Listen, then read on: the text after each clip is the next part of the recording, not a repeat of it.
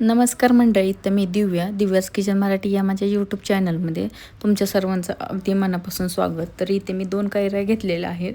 तर कैऱ्याचे साल काढून घ्यायचे आहे आणि आपल्याला ह्या दोन्ही कैऱ्या आहेत त्या खिसून घ्यायच्या आहेत.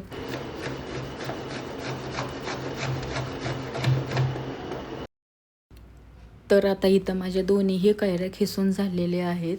तर जर मंडळी तुम्ही माझ्या चॅनलला अजूनही सबस्क्राईब केलं नसेल तर नक्की एकदा सबस्क्राईब करा, व्हिजिट करा आणि लाईक करा आणि कमेंट करून नक्की सांगा की माझी ही जी रेसिपी आहे ती कशी झालेली आहे.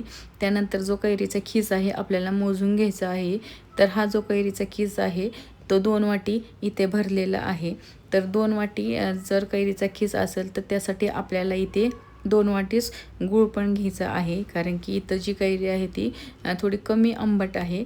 तरी पण मी इथे 2 वाटीच गूळ घेतलेला आहे, कारण की माझ्या घरी थोडंसं जास्त गोड खायला आवडतं. आणि त्यानंतर हे जे मिश्रण आहे ते 10 मिनटासाठी झाकून ठेवायचं आहे आणि 10 मिनटानंतर तुम्ही बघू शकता मस्त असं पाणी याला सुटलेलं आहे. आता ही जी कढई आहे ती आपल्याला गॅसवरती ठेवायची आहे आणि ह्यामधलं सर्व जे पाणी आहे ते आपल्याला आटवून घ्यायचं आहे. आणि सगळ्यात पहिल्यांदा मी गॅस हा मोठा केलेला आहे आणि जेव्हा याला एक उकळी येईल तेव्हा आपल्याला गॅस हा छोटा करायचा आहे.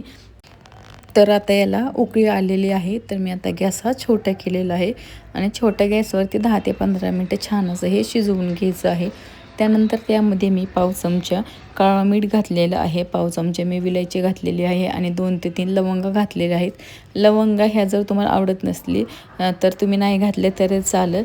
त्यातलं तुम्ही बघू शकता सर्व पाणी हे छान असं आटले गेलेलं आहे आणि माझा गोड आंबा किती सुंदर असा तयार झालेला आहे आणि त्याचा कलर म्हणताल तर एकदम अप्रतिम आलेला आहे, कारण की मी इथे ऑर्गॅनिक गूळ वापरलेला आहे. त्यामुळे माझा जो गूळ होता तो काळ्या रंगाचा होता, त्यामुळे या गूळ आंब्याचा कलर हा असा आलेला आहे.